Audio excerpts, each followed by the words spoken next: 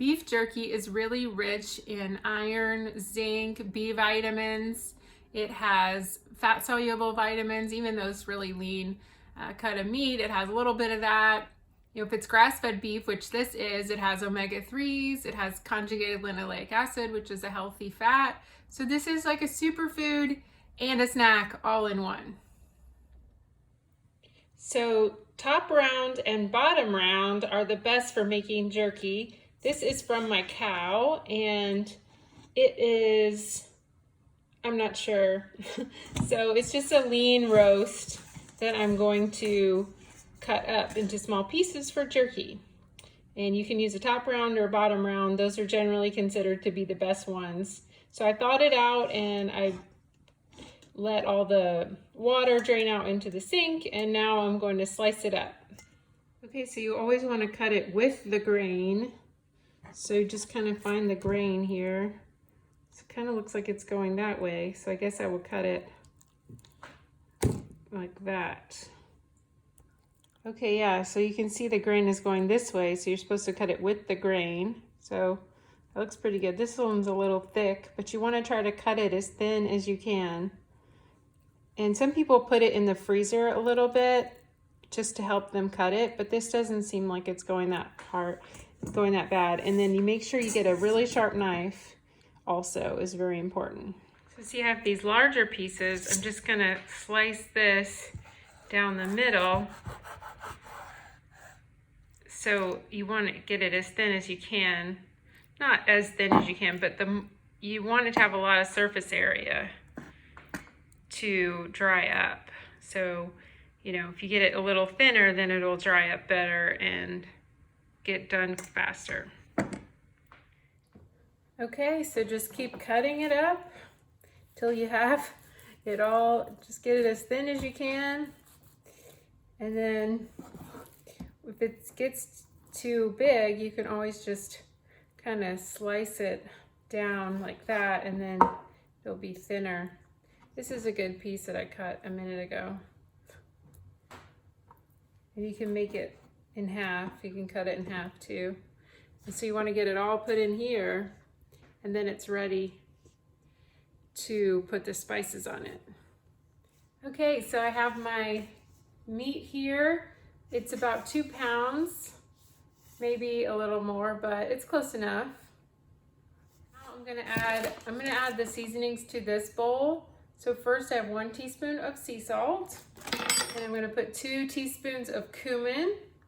I've got my cumin here. This is organic cumin.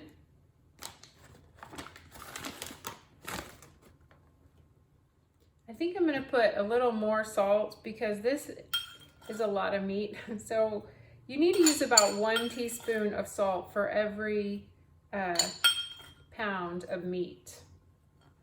Okay, then you want to put paprika. So I'm going to put 2 teaspoons of paprika in my bowl here.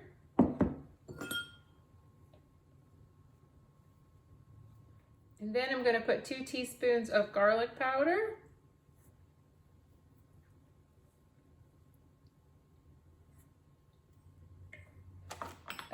Depending on how hot you like it, this is cayenne, so cayenne is pretty spicy. So you can put 1 teaspoon or half a teaspoon if you don't want it spicy. Okay, so you can put, the next ingredient is soy sauce, which I don't like soy sauce because it has a lot of wheat in it, and I don't like soy either. So you can also use fish sauce. Oh, that cayenne, get in my nose. Make sure it has no sugar. Fish sauce has a great umami flavor. So this one has no sugar. Watch out for that. You could use coconut aminos also. You could use tamari, which is soy-free soy sauce. Sorry, it's not soy-free, it's wheat-free. So if you don't react to soy. Okay, so 2 tablespoons of fish sauce.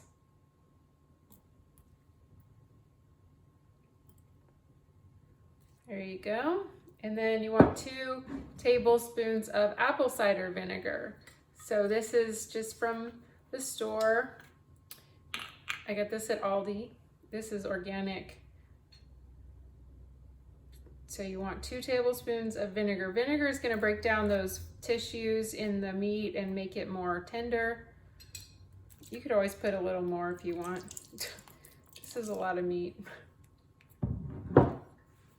So 2 or 3 tablespoons of that, and you just want to mix it up, because if you put it right on the meat, it's not going to get dissolved, get spread evenly. So you want to mix it up beforehand. And then when you get all the clumps out, then you can pour it on the meat. Flavor town. Smells good. You don't want to get that in your eyes or your nose. So you're gonna let this meat marinate overnight. So you're gonna pour it in there. Can you see? And then you're just gonna, okay, so now all that marinade is in there, so I'm just gonna spread it around with my hand.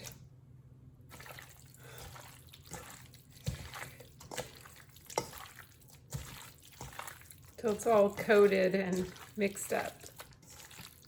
Okay, so now I've got my dehydrator, and I'm just going to put the meat in there. After it's marinated for a while, I'm just gonna spread it out in the dehydrator.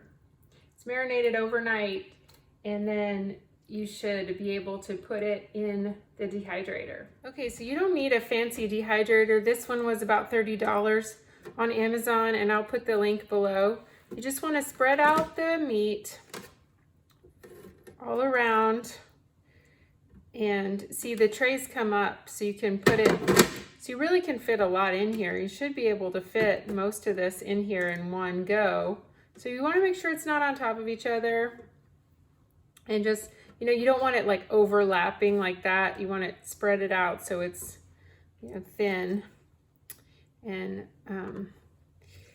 because the more it's spread out, the more it'll get, because you want to dry out all the moisture. You don't want any moisture left in there, because that's not going to be very good. It's just going to taste like a sponge if you don't have all the moisture out of it. Okay, so I've got it all loaded up here. You can see 4 layers, and I'm just going to turn it on.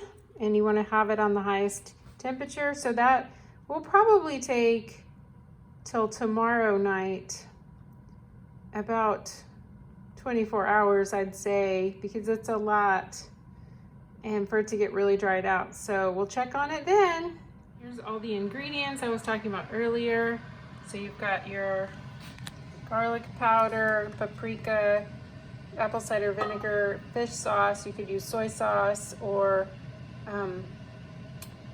coconut aminos or tamari, and you've got your cayenne and your cumin and pepper, and of course salt too. Here's some salt.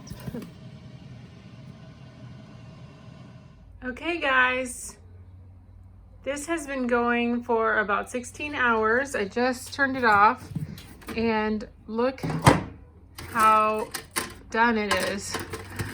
So you can see, you can hear it too. So this is perfect for a trip, and you can pack it in a baggie and take it on a trip or an airplane, or you could give this as a Christmas gift. You know, people would really love that. Super easy, and this is about 16 hours in the in this, and it is, I had it on 155, so right there. Pretty great. So basically all I did was marinate it in the spices overnight, then put it into the air. This is a dehydrator. I put it on 155 for 16 hours. So it's really low maintenance, low stress. It's kind of like a crock pot, just fix it and forget it.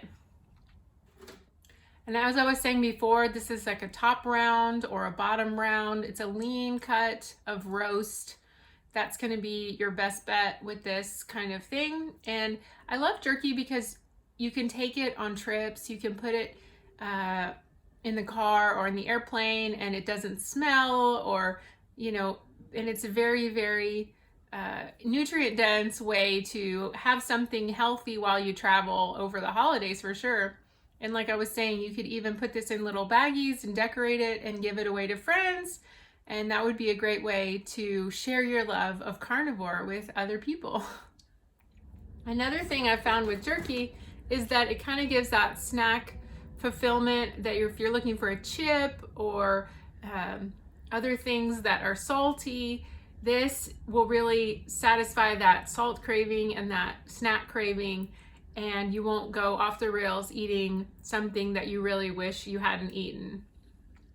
So I hope this video has been helpful. I will put the recipe up next to me so you can get it, and you can pause and print it out, or you can take a screenshot so you can take it into the kitchen. I'll try to get it up on my blog soon too. It is a really super easy recipe.